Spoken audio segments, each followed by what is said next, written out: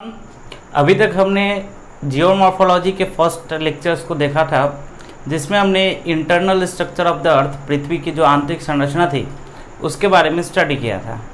उसके बाद अभी हमने ये देखना है कि ये जो पृथ्वी है इसके ऊपर जो दो मुख्य जो संरचनाएं हैं, जैसे महाद्वीप और महासागर, इनका जो उत्पत्ति है वो कैसे हुआ है। तो इसके संदर्भ में मैंने आपको बताया था कि कुछ प्रमुख सिद्धांत हैं जिसकी चर्चा हमें करनी है।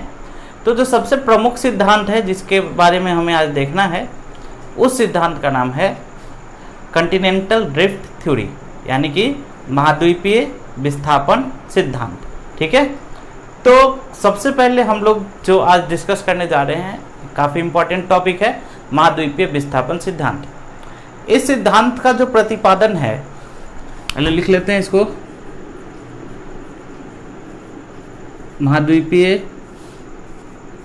विस्थापन सिद्धांत, कॉन्टिनेंटल ड्रिफ्ट थ्योरी। इस सिद्धांत का प्रतिपादन अल्फ्रेड वेगनर ने किया था 1911 में, और यह जो सिद्धांत था यह सर्वप्रथम सबसे पहला सिद्धांत था जो कि महाद्वीपों और महासागरों की उत्पत्ति के बारे में काफ़ी कुछ बताता है। यह एक बेस था जिसको लेकर आगे कई सारे और भी थ्योरीज जो है ना उनको बनाया गया। तो सबसे पहले महाद्वीपीय विस्थापन सिद्धांत कहता गया है। इसके लिए सबसे पहले इन्होंने बताया, अल्फ्रेड वेगनर ने, कि जो पूरा महाद्वीप है, जो पूरा स्थलीय भाग है, इस पूरे स्थलीय भाग को यानी कि सुपर कंटिनेंट को कहा जाता था पेंजिया।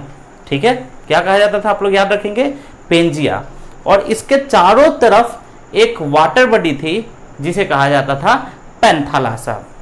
मैं किसकी बात कर रहा हूं, अल्फ्रेड वेगनर के सिद्धांत की चर्चा कर रहा हूं। ठीक है, तो जो स्थलीय भाग था, इस स्थलीय भाग का क्या नाम था, पेंजिया, और इसके चारों तरफ जो भी जलीय भाग था, इस जलीय भाग का क्या नाम था, पैंथालासा। अब क्या हुआ कि अल्फ्रेड वेगनर के अनुसार कि इस पेंजिया के अंदर ब्रेकडाउन प्रारंभ हुआ, इस पेंजिया के अंदर जो है ना टूट प्रारंभ हुई, विखंडन प्रारंभ हुआ, और विखंडन होने के पश्चात पेंजिया मुख्यतः दो भागों में बंट गया। ठीक है, इसको समझते हैं। ये जो है ना पृथ्वी के ऊपर जो एक था पेंजिया, ये क्या हो गया, पेंजिया, और इसके चारों तरफ जो वाटर बॉडीज थे, इसका नाम रखा उन्होंने पैंथालासा। ठीक है, पैंथालासा का मतलब होता है जल ही जल, और पेंजिया का अर्थ होता है सुपर कंटिनेंट, यानी कि स्थलीय बहुत बड़ा भाग। अब क्या होता है कि इस पेंजिया के अंदर ब्रेकडाउन होता है, पेंजिया के अंदर विखंडन प्रारंभ होता है, और यह मुख्यतः दो भागों में बंट जाता है। इन्होंने आगे बताया कि ये जो पेंजिया था, इस पेंजिया में जब दो भाग होता है तो एक भाग उत्तर दिशा की ओर और दूसरा भाग दक्षिण दिशा की ओर, नॉर्थ की ओर और साउथ की ओर इसका मूवमेंट प्रारंभ होता है। और जो ऊपर वाला जो भाग होता है ना, इस ऊपरी भाग को, जो ये पेंजिया टूटा, तो पेंजिया टूटने के बाद जो ऊपरी भाग था, इस ऊपरी भाग को कहा गया लॉरेशिया। ठीक है, और जो ये नीचे वाला जो भाग था इसे कहा गया गोंडवाना लैंड, है ना। अब आपको बता दें कि इंडिया जो है, भारत जो है, वो इस गोंडवाना लैंड का हिस्सा था। तो लॉरेशिया के अंदर कौन कौन से थे, तो नॉर्थ के साइड में जो आज के समय के कंटिनेंट है, जैसे कि नॉर्थ अमेरिका, उत्तरी अमेरिका, ठीक है, और क्या है, यूरोप, है ना, समझ रहे हैं। उसके बाद क्या है, अफ्रीका का जो नदर्न पार्ट है, उत्तरी भाग है, समझ रहे हैं।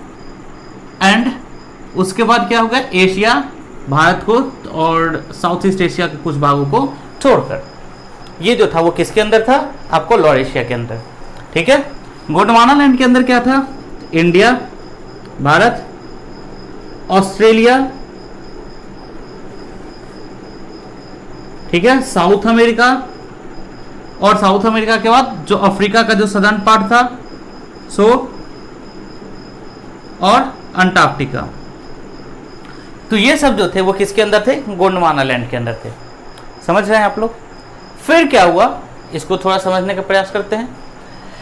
तो इसके बीच में जब ये दो भागों में बट गया, तो इसके बीच में ये जो ये पैंथालासा का जो पोर्शन था वो इसके बीच में इंटर कर गया।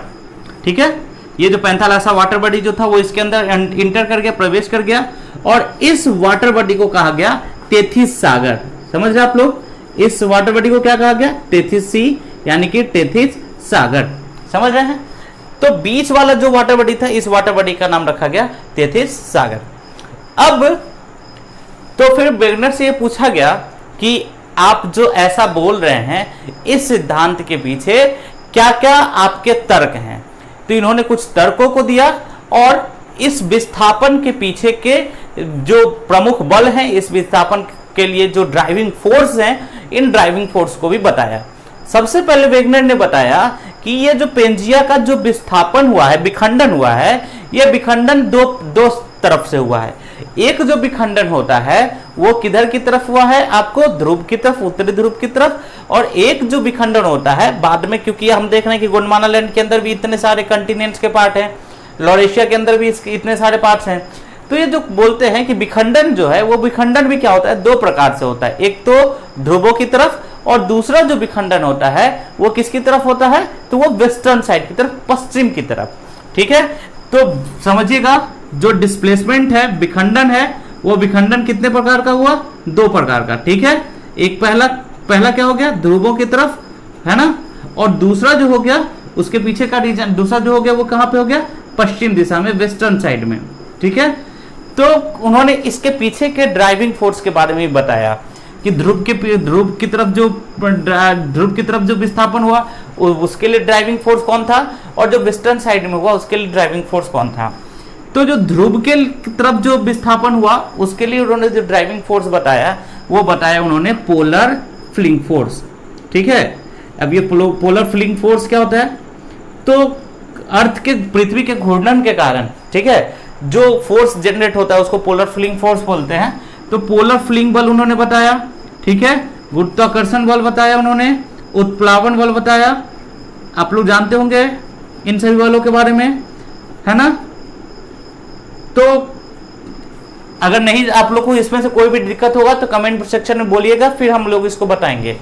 तो पोलर फिलिंग फोर्स, गुरुत्वाकर्षण बल और उत्प्लावन बल, इसके कारण क्या हुआ कि ये जो है ना वो ध्रुव की तरफ इनका विस्थापन हुआ, और वेस्टर्न साइड में जो विस्थापन हुआ इसके लिए इन्होंने जो बताया, वो रिस्पॉन्सिबल जो फोर्स बताया उन्होंने, वो था इनका टाइडल फोर्स। टाइडल फोर्स यानी कि जो आपको टाइड्स आते हैं ना, उसके चंद्रमा और सूर्य का जो गुरुत्वाकर्षण के कारण जो बल लगता है उसे क्या कहा जाता है? टाइडल फोर्स कहा जाता है। तो वेस्टर्न साइड में डिस्प्लेसमेंट का जो उन्होंने कारण बताया वो बताया टाइडल फोर्स, और जो आपको ध्रुवों की तरफ का जो बताया उन्होंने बताया पोलर फिलिंग फोर्स। ठीक है, और ये जो थे ये क्या थे? रिस्पॉन्सिबल फोर्सेस थे, जिसके कारण क्या हुआ है कि पेंजिया का विखंडन हुआ है। इसके पश्चात उन्होंने फिर क्या किया कि इस जो इन्होंने ये तर्क दिया है, इस तर्क को समझाने के लिए उन्होंने कई सारे एविडेंसेस दिए। ठीक है, तो कौन कौन से एविडेंसेस हैं इसकी हम लोग चर्चा करते हैं। जो महाद्वीपीय विस्थापन के संदर्भ में जो प्रमाण थे, इन प्रमाणों की चर्चा करेंगे कि वेगनर ने महाद्वीपीय विस्थापन के संदर्भ में कौन कौन से प्रमाण दिए। ठीक है, और क्यों उसको इतना ज्यादा इंपॉर्टेंस मिला। तो अभी हम लोग चर्चा करते हैं किसकी? प्रमाणों की। आपको मैं बता दूं कि ये जो सेम यही क्वेश्चन जो है ना यूपीएससी ने मेंस के अंदर पूछा था कि महाद्वीपीय विस्थापन के संदर्भ में वेगनर ने जो जो प्रमाण दिए थे इसकी चर्चा करें। ठीक है, सेम टू सेम क्वेश्चन तो आप लिख लेंगे, यूपीएससी 2014 में मेंस में पूछा हुआ है। ठीक है, देखिएगा जाकर। तो अब प्रमाण की चर्चा कर लेते हैं कि प्रमाण क्या क्या था। तो जो सबसे पहला और जो सबसे प्रमुख प्रमाण दिया इन्होंने वो था महाद्वीपों का जिगसॉ फिट होना। ठीक है, ये जिगसॉ फिट होना क्या होता है? जिगसॉ फिट होना जिसको कहते हैं बिल्कुल एकदम एक दूसरे के अंदर इंटर कर जाना। सबसे पहला जो इन्होंने एग्जाम्पल लिया वो किसका लिया? तो एग्जाम्पल लिया था इन्होंने नॉर्थ अमेरिका साउथ अमेरिका और अफ्रीका का। ठीक है, अब देखेंगे कि नॉर्थ अमेरिका और साउथ अमेरिका और अफ्रीका इस तरीके से एक दूसरे के अंदर ये इंटर किए हुए हैं कि लगता है जैसे कि इनके लिए ये स्पेस छोड़ा हुआ, जितना इसके अंदर अफ्रीका में निकला हुआ उतना ही यूएसए के अंदर, उतना ही नॉर्थ अमेरिका के अंदर वो क्या है, स्पेस है। तो इसे कहा जाता है जिग्सॉ फिट होना। बाद में कई सारे ज्योग्राफर्स ने और कंप्यूटर प्रोग्रामर्स ने भी क्या किया था कि सारे कंटिनेंट को मिलाकर, जितने भी महाद्वीप हैं इन सभी को मिलाकर जोड़ने का प्रयास किया था समुद्र तल से 1000 फैथम नीचे, और उन्होंने एक प्रोग्राम के थ्रू सभी को मिला दिया था, और जानकर आश्चर्य होगा कि सारे कंटिनेंट एक दूसरे से जिग्सॉ फिट हो जाते थे। तो ये जो था, ये जो प्रमाण था, ये प्रमाण इनका सबसे प्रमुख प्रमाण था। समझ रहे हैं आप लोग? ठीक है। दूसरा जो प्रमाण है वो ये है कि जब आप महाद्वीपों के दोनों किनारों पर देखेंगे, ठीक है, जैसे कि एक जो तट है वो यहां पर है आपको ब्राजील का तट, ठीक है, और दूसरा जो है वो यहां पर घाना का तट है। घाना कहाँ है? अफ्रीका में, ठीक है, और ब्राजील जो है वो कहां पे है? ये आपको दक्षिणी अमेरिका में, साउथ अमेरिका। अब जब आप देखेंगे ब्राजील में और घाना में, तो यहां के जो आपको सेडिमेंट्स हैं, यहां के जो अवसाद हैं, इन अब दोनों जगहों के अवसाद के उम्र में आपको एक विशेष प्रकार की समानता देखने को मिलेगी। दोनों बिल्कुल एक तरीके के हैं। इवन कि यहाँ दोनों जगह पर जो गोल्ड के निक्षेप हैं, गोल्ड का जो डिपोजिशन है, सोने का जो डिपोजिशन है, वो भी बिल्कुल सेम एज का है। तो ये भी एक बहुत बड़ा प्रमाण होता है कि एकदम सेम एज का, जबकि और जब जिग्सॉ फिट भी कराया गया था तो दोनों एक दूसरे से मिल रहे थे। इसका अर्थ क्या निकलता है, रिजल्ट क्या निकलता है कि कभी ना कभी दोनों एक दूसरे से जुड़े रहे होंगे। तीसरा जो प्रमाण है वो है कि ग्लेशियर निक्षेप का उपस्थित होना। अब ये ग्लेशियर निक्षेप क्या है? अब समझिए कि भारत जैसा देश जो कि कहां पे पड़ता है, उष्णकटिबंधीय रीजन में पड़ता है, ट्रॉपिकल रीजन में।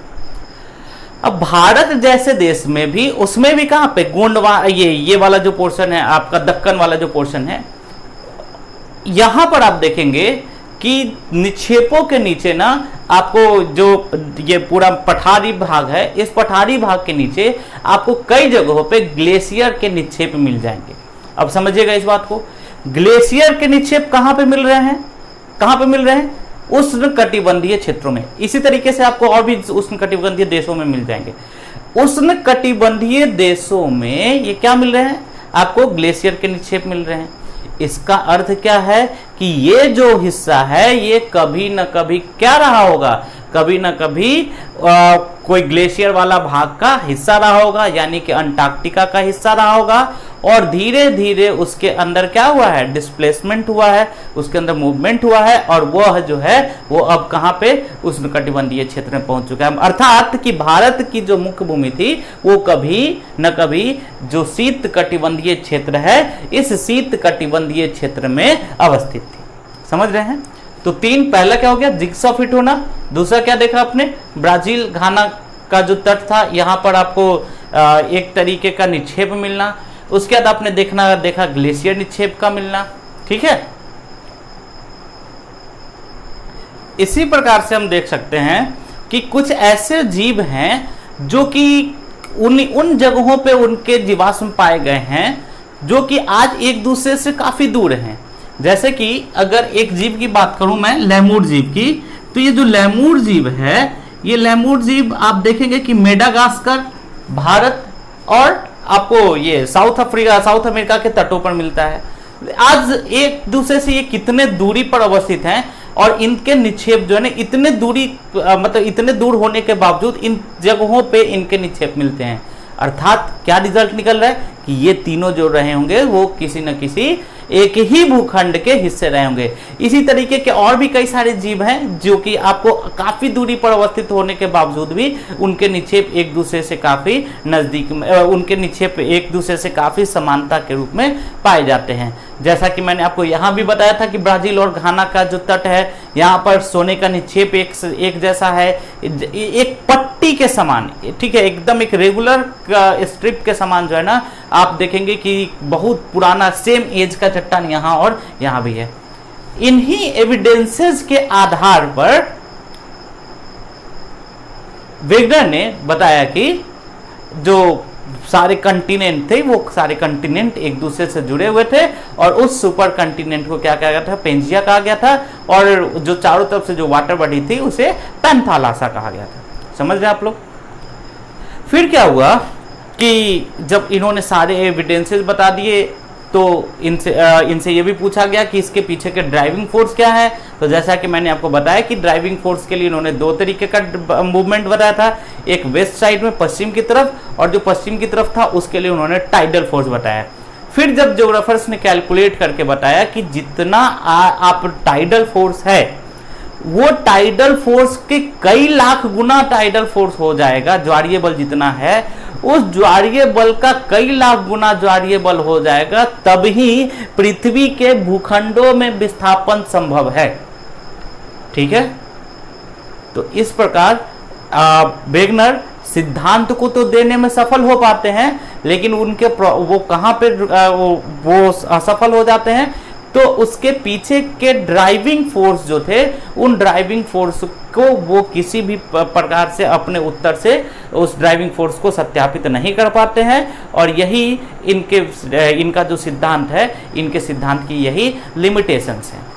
और इसी कमी को लेकर आगे कई सारे सिद्धांत आए जिसको कि हम लोग नेक्स्ट लेक्चर्स में देखेंगे। ठीक है, तो इसके पीछे के क्वेश्चंस को बनाइए और कीप वॉचिंग। Thank you.